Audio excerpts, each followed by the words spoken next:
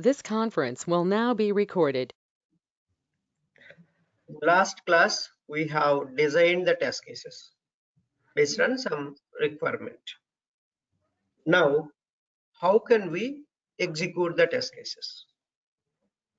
But after designing, make sure you get approved and reviewed by business analyst or QA manager or customer or client, anybody. So these people has to review your test case, whether those are correct or not, like that. So they will give you review comments. Based on the review comments, then you have to modify again your test case document to make it perfect. If anything missing, if anything you need to add, they will write in the comments and read their comments and incorporate those comments in the test case document to make it perfect. Once the reviews are done, now you will get a build from the dev team. Or some companies, you have to prepare your environment automatically. You have to prepare. Development team won't give. What you need to do, they will give a set of servers, Linux servers or Linux boxes, and you have to set up the environment. And they will give all the instructions how to set up environment, all these things. You have to do that. And once you do environment, then environment is ready. So what they will do, developers will deploy that new feature code in this environment, whatever the environment you prepared. Or smaller companies, what they will do, they will deploy in one server automatically, and they will give a build to you, environment to you. Then first you will do smoke testing. So once they given build to the testing team, the first testing you will perform a smoke testing. Smoke testing means you won't test all the test cases. Yes. Very basic functionality will test. Whether the build is testable or not. The build is healthy or not. Build is perfect for detailed testing or not. That is what we are going to check in the smoke testing. Just a half an hour or a very short period you will do smoke testing.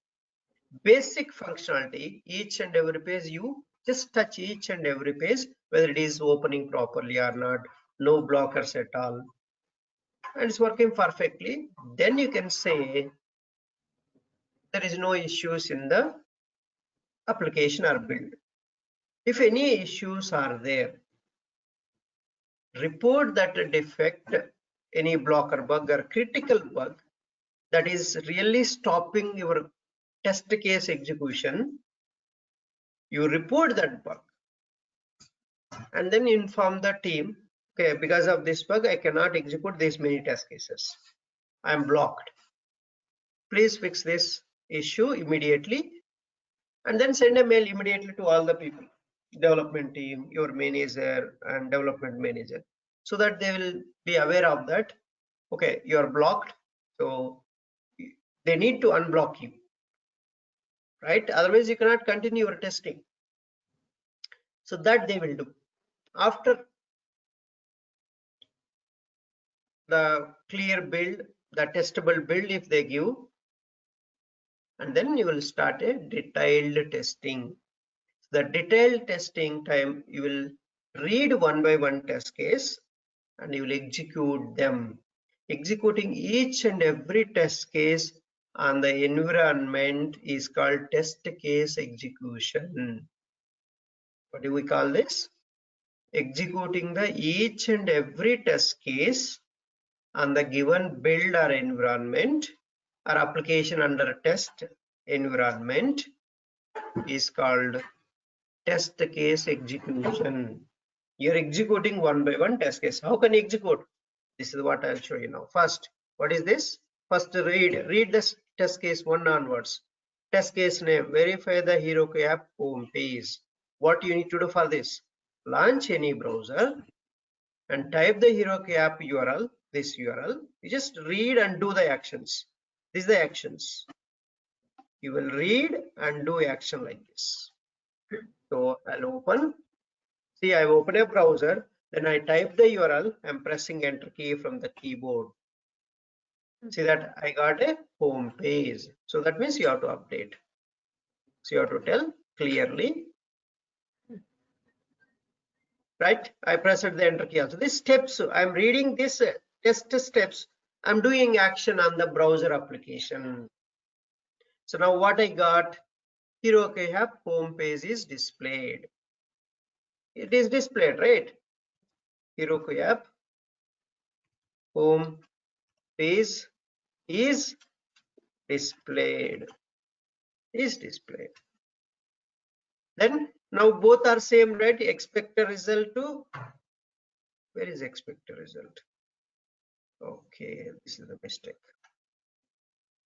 This is the expected result.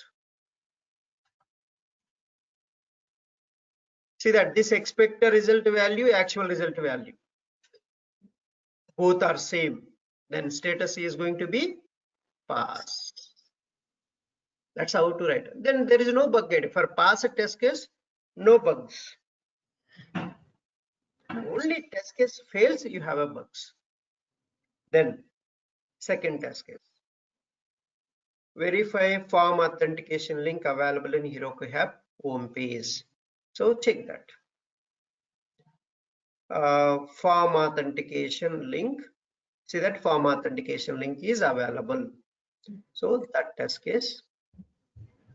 Okay.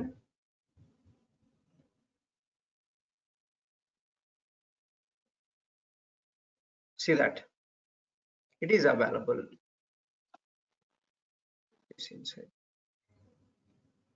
So that it will be visible for us. Form authentication link is available. So I can write form authentication link is displayed. So both are expected and actual, both are matching, both values are matching. So test case is pass. Next test case. Validate form authentication link in Heroku app page. Heroku app home page. So now click on form authentication link. Click. You need to do action now. Click it. Right? We clicked on this. Then this is passed. So login page is displayed. Login page is displayed. So that also pass. Next, what is the next test case? Verify the content of login page. Verify the content of login page. And what are the content should be there? Verification only, just verification.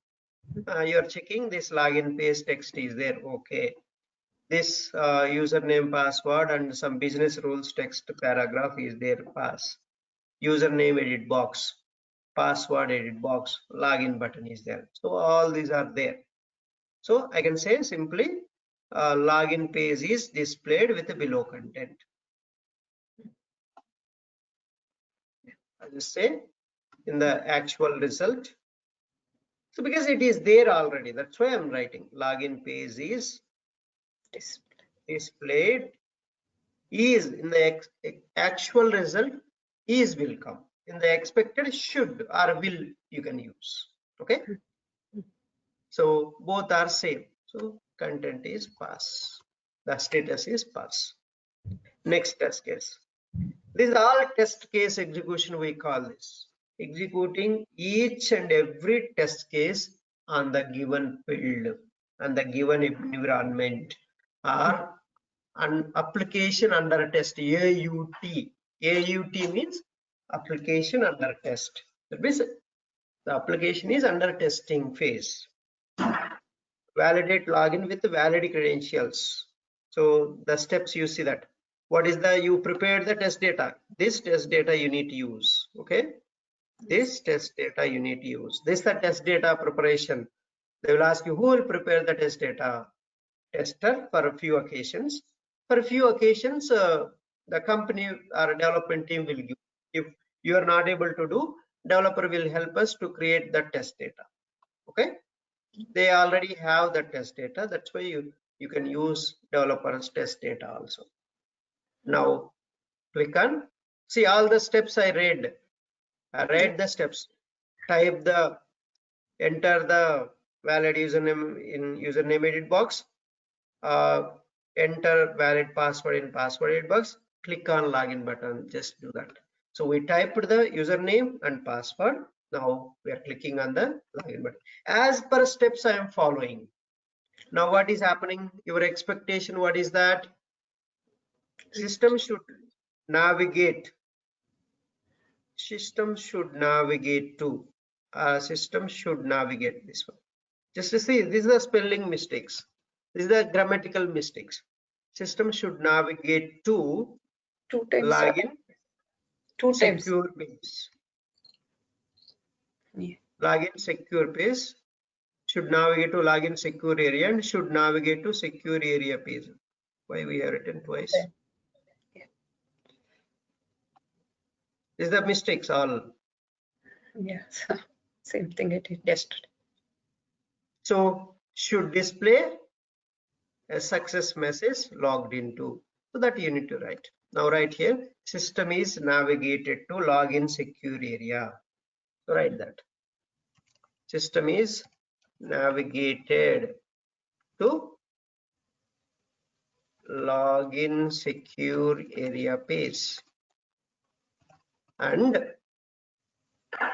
message is displayed.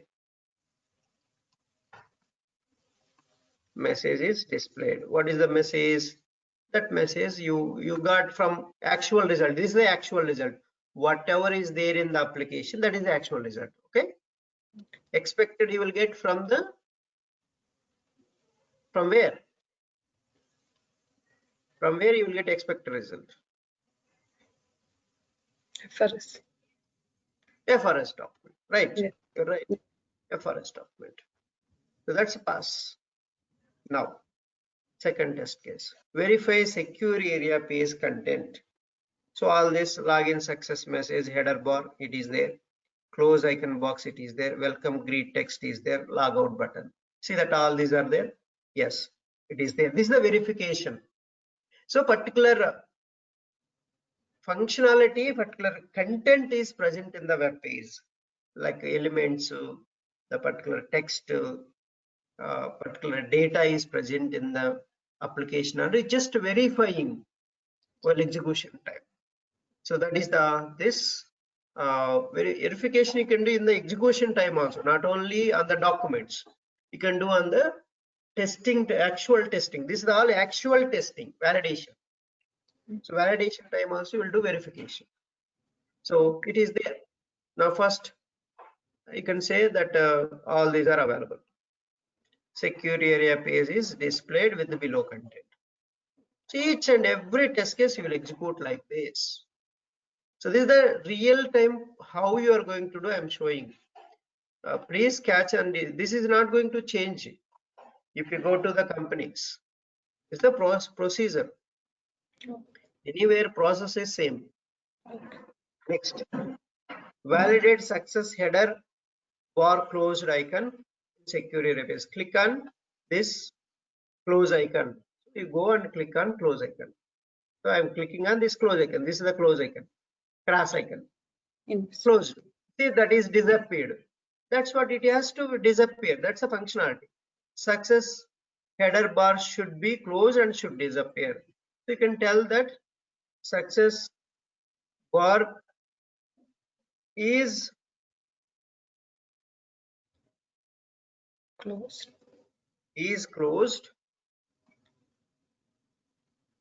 And is disappeared.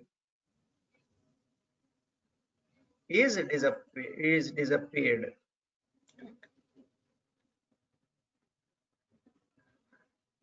So write this pass. But here this is already tested one. That's why you're getting all our pass. but some cases this will fail. Okay, and those failed test case you mark it as a fail and you can file a call. Okay, now validate the logout button. So what you need to do, click on logout button. You click on the logout button. So yes, it is logged out from secure area. So that you mentioned. So your action, then output you are getting. So you are doing some action, then you are getting output. That output is matching with this expected result or not, you are checking. So what is this expected? System should display, should navigate to login page and should display a message. It is there, right? It is matching. So that's what the test case means. Your expected and actual value. System is navigated to login page and is displayed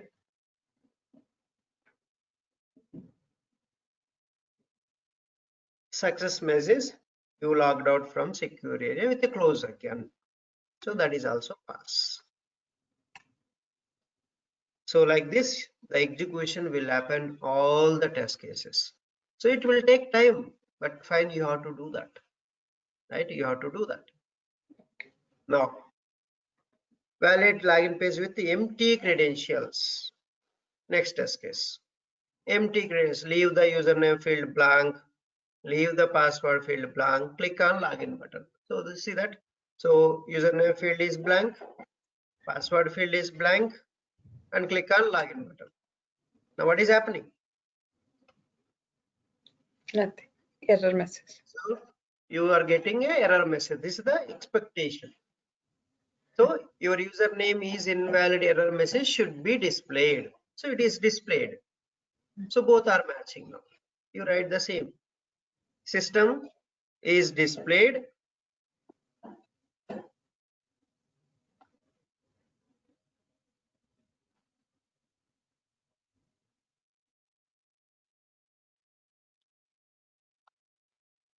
System is displayed. Appropriate error message. Your name, your username is invalid. Header bar with a close icon. So that is displayed. So pass.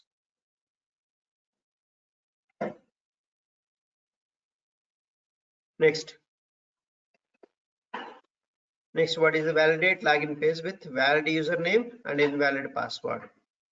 Valid username and invalid password. So do that. Enter valid username, enter invalid password.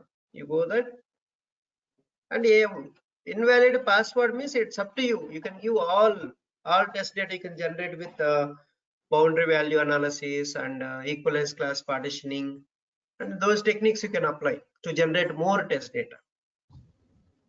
Tom Smith. And you can give so different invalid. You can give special characters, you can give alphabets and numbers, whatever it is. That again they will give you business specifications for this, right? That you need to apply here while testing this scenario. So more invalid scenarios apply on the password if it is a invalid. Invalid can be anything, right? So, but see the specifications, what specifications they have given, what business rules they have given. That business rules you check. Based on that business rules, you execute your test cases. Okay, that is done. Now we are getting your password is invalid.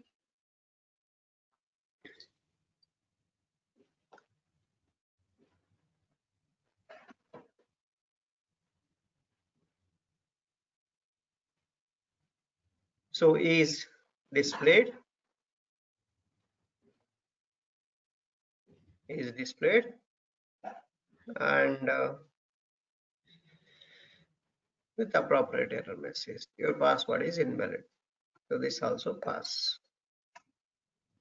Next, enter validate login page with invalid username and valid password. So enter invalid username and see that invalid username you need to enter.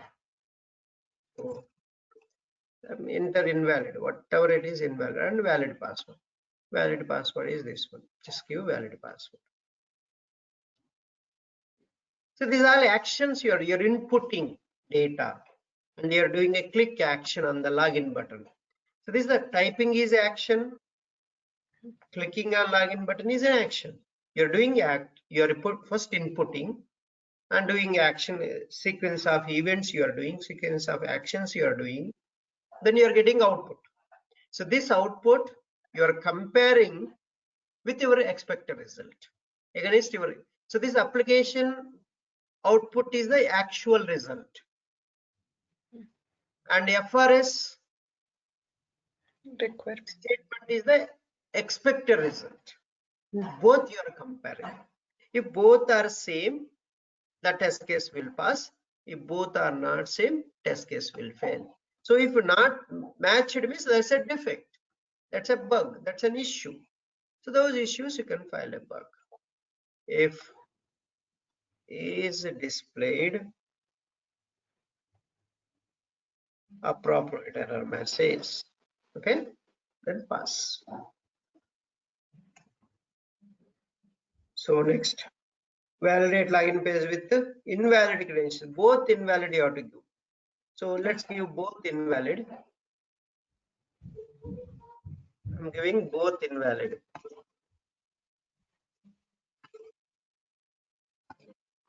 So now you can see it will give you your username is invalid.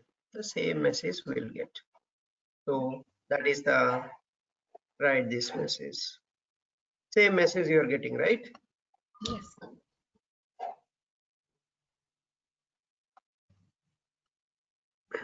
System is displayed appropriate error message. Pass. So done.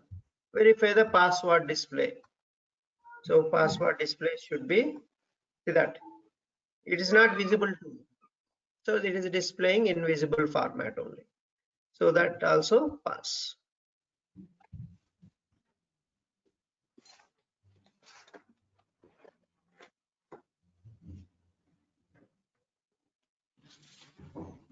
Password is not visible and is displayed Encrypt. in asterisk or encrypted format, whatever it is. Okay, so write that. That's a pass. This is the test case execution, and this report also called test log report. When you fill actual result and status with the bug IDs, all these fields we can call this as a test log report. Test log means you are logging the results status also, your test case results. That's a test log report, and they will ask you what is how many test cases you executed, how many test cases passed. By seeing this report, you can easily tell, right? Yes. That's a metrics you have to give. How many test cases you have written, how many you executed, how many are passed, how many are failed. You can give this data easily, right? By seeing this. After execution only, you can give how many passed, how many failed. Otherwise, you cannot give, right? If you don't write test cases, how can you tell that how many you have executed, how many are passed, how many failed? If you don't have test cases, it's not possible, right? Yes. That's why test cases preparation is very important. And also you won't miss any functionality while testing. If you don't have a test cases, you will miss functionality, right? Some of the test cases you will miss. There are chances of missing test cases execution. That's why test cases are very important. And also every test case should have a good test coverage. That means it should catch the bugs. If there is a bug present in the application, while executing your test case, your test case should catch that bug. If it is not catching, that test case is not a efficient one. Make sure your test case is efficient by catching that bug. This is the how we can execute, how we can log your results in the test log report. This test case document is turning into test log. So that's how we can use this test case execution, how we can do. Any queries before going for the last topic in the test case? And we'll go for the defect definition and those areas. In the testing life cycle, test case execution after bug only, right? Defect reporting. And we are going for that. Next, what is a traceability matrix or requirement traceability matrix? What is a traceability matrix or requirement traceability matrix? A traceability can be either horizontal through all the test documentation for a given test level. System testing from test conditions through test cases to test scripts. But main traceability matrix means this is the main definition. The mapping between requirements to test cases is called traceability matrix. Then why do you need this traceability matrix? We already included a traceability matrix in our test case document. In our test case document, we already included this traceability matrix. Sometimes they will ask you separately.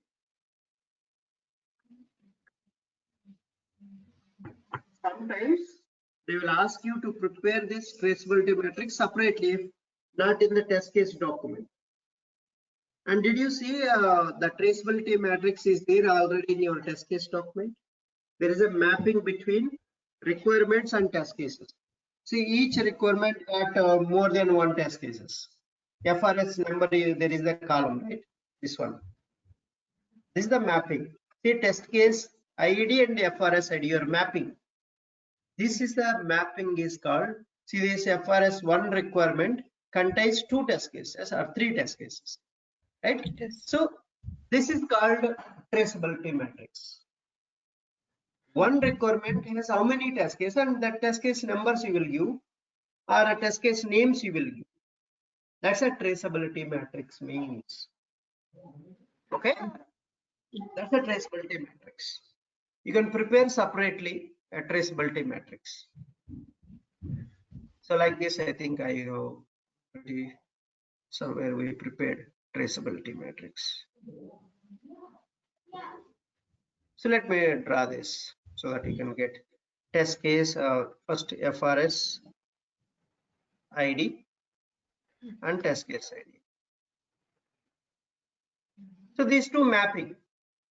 So mapping you will do. So that's a traceability matrix means. You can say traceability matrix.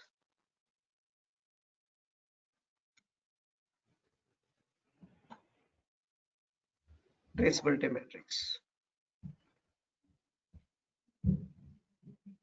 Right? So first FRS1, how many test cases will you have? So you will give TC C01, TC02, TC03. Where you will get this data? In the requirement test case document. In the test case document.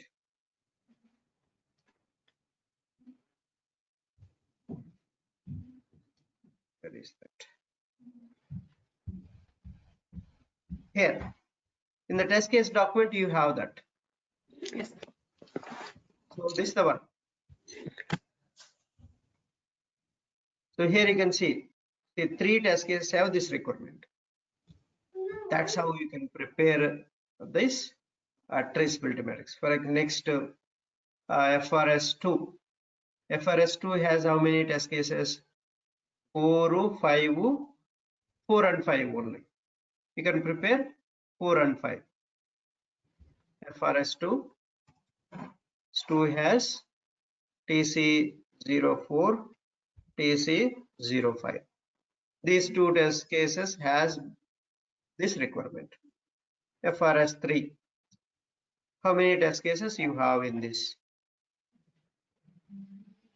FRS3 how many? TC 06, 7, 8, 9, so almost 6 onwards. Okay, 8 till 8 only. 6, 7, 8, right?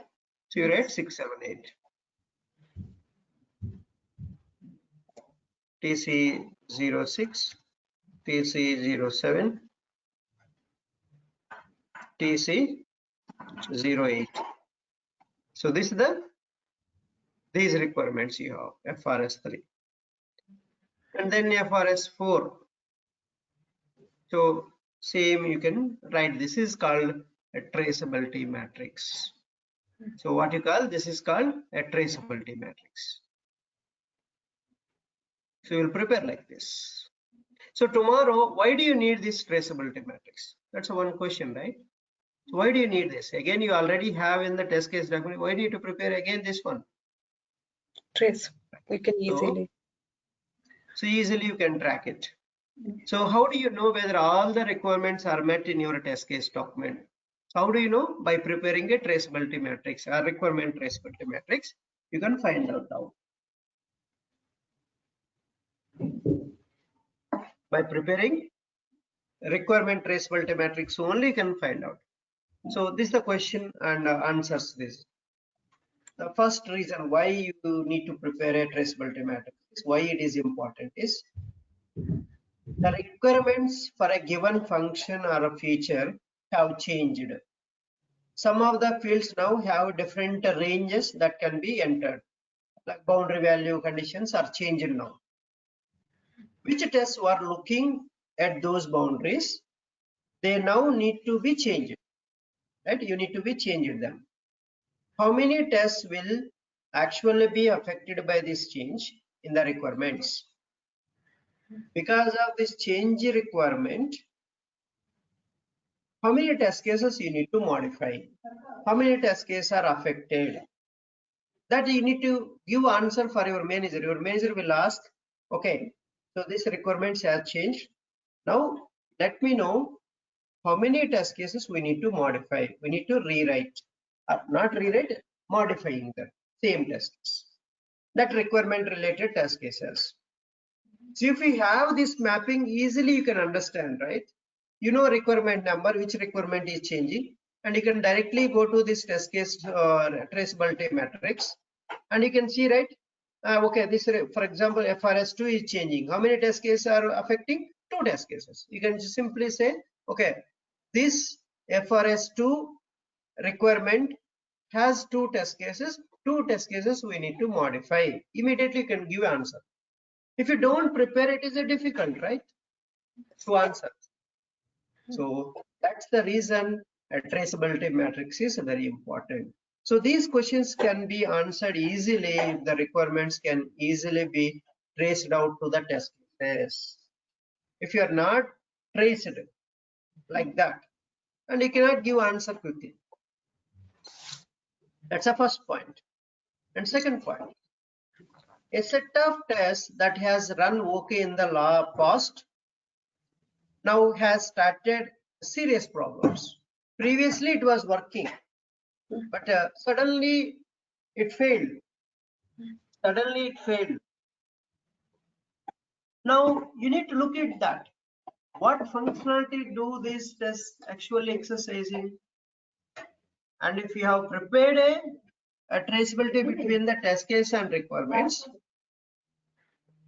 and then you can easily find out what is the functionality and feature affected so easily. Otherwise, it is not easy to tell that if you don't have a traceability matrix. Traceability matrix is there, okay. Which feature these failed test cases are representing? So you can easily catch that functionality and feature. You can identify easily by traceability matrix. And last one, before delivering a new release,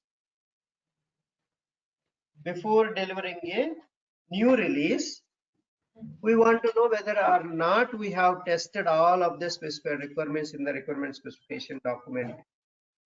We have the list of tests that have passed. Was every requirement tested? So every requirement is tested. How can you check that? If you have all this requirement traceability, you can check one by one requirement whether you tested or not. So you can go to the test case document and you can check that. Okay, each requirement is tested or not. Maybe you can pass here status also. So passed or failed, or which requirement is passed, which requirement is one more. You can keep appending based on the requirement, right? You can do that. That's all you can do with this traceability matrix. Okay, this is very important. So sometimes people will call requirement traceability matrix. Sometimes people will call traceability matrix. Both are same. Okay, this mapping between your test cases and requirements. That is called traceability matrix. Are we good? Shall we Yes. go to now defect? Okay. Defect handling now. So we have seen how to design the test cases, then how to execute the test cases, and traceability matrix how to prepare. Now we're going to see what is a defect, and these terminals we'll see today and tomorrow. I'll explain Jira defect tracking tool. So defect means a coding error in the application code. There is a error, a software error is available in the code that causes the defect. So when a software has an error, the program doesn't do what it has to do, and it won't behave as per expectations when there is an error in the software. And now a defect means the difference between expected and actual result. Yeah. Then we call this a defect. Then that is called defect. We have seen in the beginning of the Yes. our course. Now there are different types of defects are there. One is latent defect. What is meant by latent defect? So latent defect is one which has been in the system for a long time but is discovered now. It was there in the system for a long time, but we didn't find that. Maybe different reasons for that, why we didn't find these things. I'll explain why we didn't find. So actually, what is latent defect? A defect which has been there for a long time and should have been detected earlier is known as a latent defect, but found now. So after certain time after you found it. The reasons for this is it could be a lot of conditions haven't met. A set of conditions haven't been met. Exact set of conditions haven't been met. Maybe you don't have a test data to test that scenario, or you missed a test case. You don't have that test case. A lot of reasons for that, right? But how can you get that now means? So maybe you got a exact data now in particular environment. You have sufficient data now. While executing that, you got that bug now. And you can cross check with other environments it is occurring without this data. So then easily you can tell that, okay, so we don't have a data in the test environment. That's why we didn't get this. If you have more data and we are getting this, you can tell the reasons. And latent bug is an existing uncovered, unidentified bug in a system for a period of time. That's a latent bug definitions. You can give any one, either this one, or you can give this one also. So existing undefined bug, unidentified bug, uncovered or unidentified bug in a system for a period of time. was there in one or more versions of the software, more builds, more new features developed, but still we're not able to find that. But certain conditions met, now you got that bug. Maybe it was not creating any problem in a slowly, some point of time you will get that the damage will cause. Not immediately. And the problems will not cause the damage immediately, but wait to reveal themselves at a later time. Future you might get that issue, or it will cause the damage. So the defect is likely to be present in various versions of the software and may be detected after the release. Suppose simple example is February has a 28 days. The system could have not considered the leap year, which results in a latent defect. So you are testing always 28 days only. But when the leap year comes, then only you can find leap year has a 29 days, right? But what is the bug here?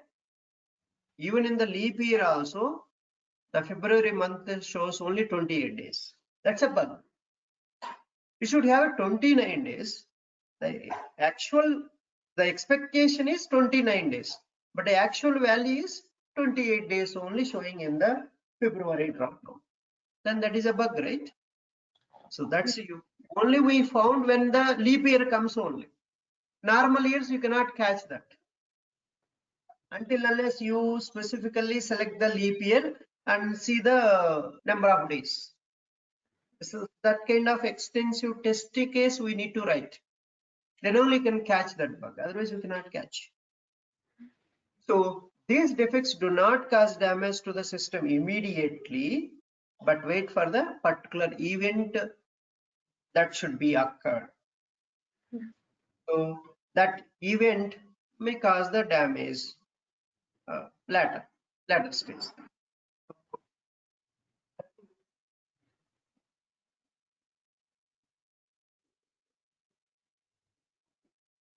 Okay, so that's the latent mean.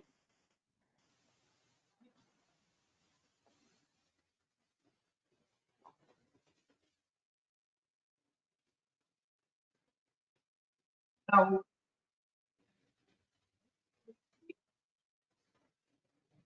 mask defect. What is mask defect? Hello, sir. Means Sir, your voice is breaking, sir. I don't hear anything. okay. Yeah. Mask defect. Next one is a mask defect. Oh, Mask defect means, see, mask means hiding, right? Hmm. One defect hides the other defect. So one defect hides the other defect. Because of one bug, you are not able to identify the inner bug, other pages bug. Because primary bug if they fix, then inner bugs you can find it. If a primary bug is there, you cannot find the inner bugs. Mask defect means one defect hides the other defect. So hides the other defect, which is not detected at a given point of time. It means there is an existing defect that is not caused for reproducing another defect. So because of this main bug, main defect, that is not allowing to reproduce the another bug. If you fix this, then only you can find the inner bug. Otherwise you cannot see that, because you cannot go to that page, right? That's the reason. It's not allowing, because of bug, it's not allowing to go to the next page. Suppose assume that you have one page.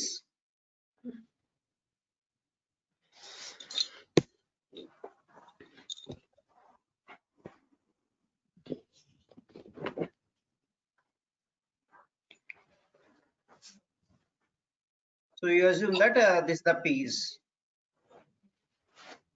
And if you click on some button here, if you click on this, suppose create button,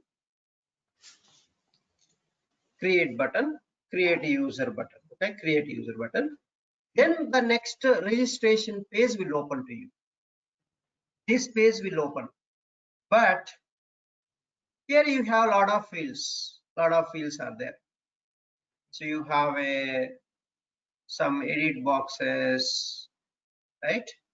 You have so many edit boxes. Then you have some radio buttons, right? Some radio buttons you have, and then one checkbox also you have, simple checkbox also you have, right? And then you have one button, register button and cancel button you have, okay? But here this radio button is not selecting, right? This radio button is not selecting. Is the, say, male or female radio button. So male radio button, and this is the female radio button. Female radio button. And this is the submit button. Submit. And this is the cancel button. Cancel button. So this is the checkbox. Maybe you can say some checkbox. Some checkboxes. And this is the username. And this is the mobile number. Mobile. And this is the password. You need to give all these things. Suppose you think that this is a registration page or sign up page. Registration page. And this is a normal home page. This is the home page. Okay. First of all, this, when you click this has a bug. This is the main bug. And also this another bug here, it is not working. This, you are not able to select a female radio button. You are not able to select the female radio button. This is the bug. So this is also a bug. This is not working. When you click it, nothing is happening. So create a user should take you to the registration page. It should take you to this page. Basically, when you click this, it should take you to this page, but it is not taking because of this is not working. This create user button is not working. And here also you have this bug. This is another bug. Female radio button you are not able to select. Assume that. Let's just assume. I'm just giving context. Not able to select female radio button. Another bug, right? Yeah. But first of all, this bug is not working. Yes. And this button is not working. This is the main bug. And this bug you cannot show them, right? If unless they fix this issue, and you cannot show this. Now, this create user bug defect hiding this female radio button issue. That is called mask defect. Sorry, clear now, madam? Yes. This create user is masking this radio button issue. You are not able to show them. And that is called a mask defect. Means, you see very clearly, one more example I have given here. Mask defect hides other defect in the system is called mask defect.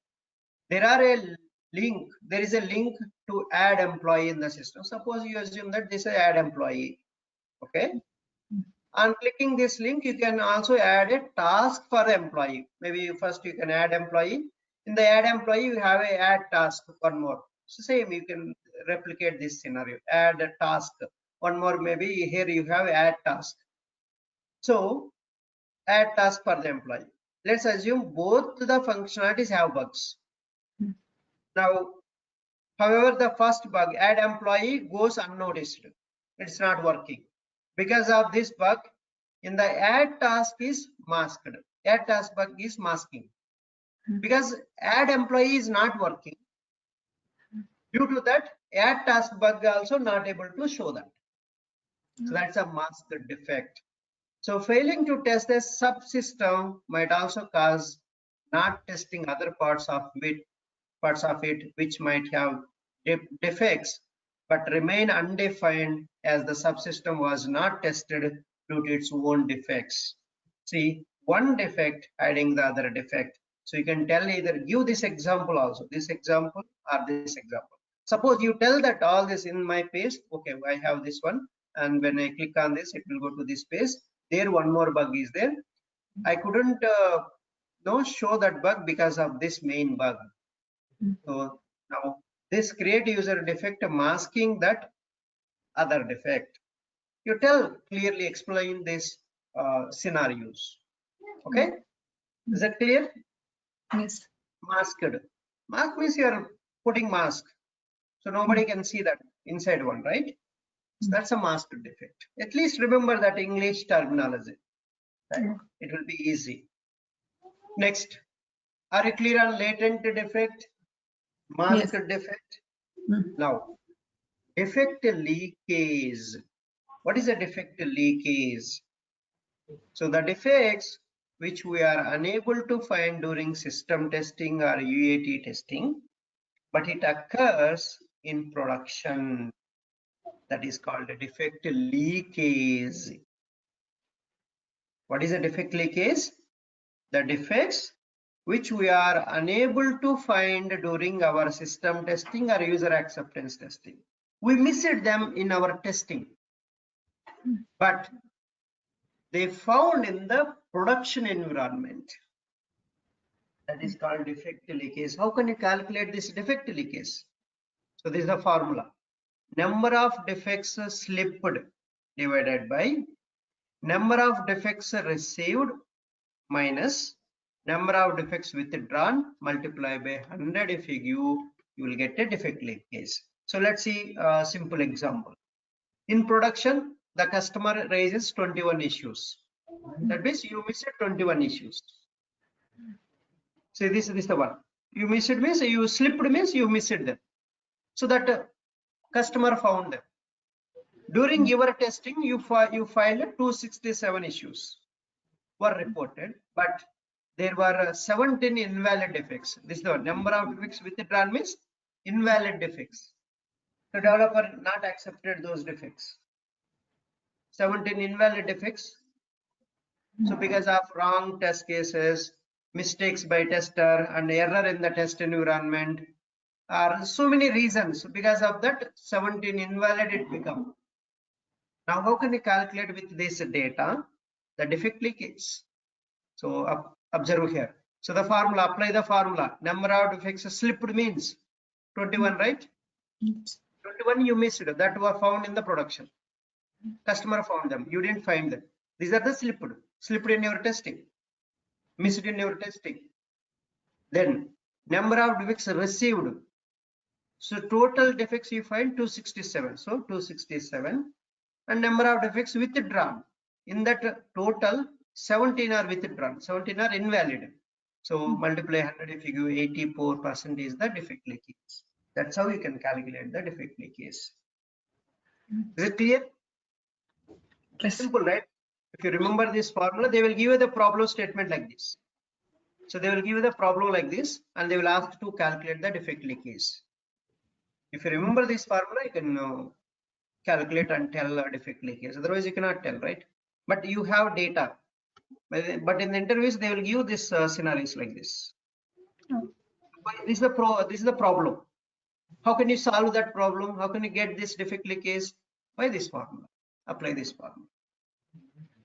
So what is a defect density? What is a defect density? So defect density is the number of defects confirmed in the software or module during a specific period of operation or development divided by the size of the module or size of the software. is called a defect density. And that means in particular release, how many defects confirmed, how many defects you filed divided by the total size of the module. If you give, then you will get a defect density. It enables one to decide if a piece of software is ready to be released to calculate this defect density will help them. So defect density is counted as per 1000 lines of code is called KLOC. So number of lines of code. That's a size of release can be measured in terms of lines of code. So defect density formula is defect count in particular module, particular release divided by the size of that release. Size of that in that release, how many lines of code you have written? The developers has written. If they take that, they will get a defect density. Okay. So this is the defect density and defect leakage, defect mask defect, latent defect. Who can report the defects? Anybody in the team, developers, testers, business analysts, customer support people, technical support people, anybody can report the defects. End users, sales and marketing engineers, anybody can report the defects. Okay, so that's all about today's, and tomorrow we'll see